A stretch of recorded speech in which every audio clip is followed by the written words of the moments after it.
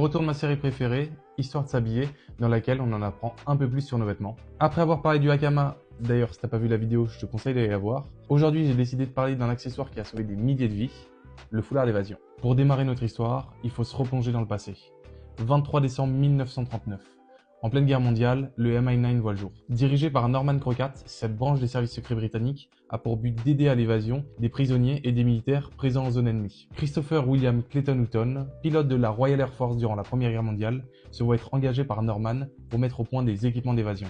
Et on peut dire qu'il s'y connaît déjà un peu, il aurait visiblement participé à la fausse évasion d'un certain Houdini en avril 1913. Avec son équipe, Houghton va mettre au point des kits d'évasion contenant des boussoles, des limes, des faux billets ou encore notre foulard d'évasion qui est en réalité une carte imprimée sur de la rayonne ou de la soie. En imprimant des cartes directement sur du textile, ils les rendent plus robustes, insolubles dans l'eau et surtout beaucoup plus discrètes lors de leur déploiement. Déjà utilisé par les Australiens durant la Première Guerre mondiale, Houghton va simplement améliorer et étendre l'utilisation de ces cartes. Par la suite adopté par les États-Unis, le foulard d'évasion va être utilisé par les parachutistes lors du débarquement en Normandie. Ces foulards ont d'ailleurs été très efficaces durant toute la durée du conflit. On estime que sur 35 000 soldats alliés qui sont échappés, la moitié a pu y parvenir grâce à ces cartes.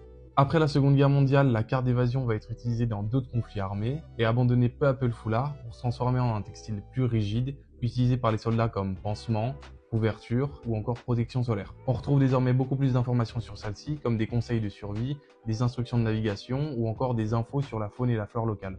Côté mode, on retrouve le foulard d'évasion sous sa forme initiale, mais aussi upcyclé pour en faire des vêtements. Plusieurs marques au style militaire en vendent, tu peux aller voir chez Brut Clothing, Universal Surplus ou Bonhomme.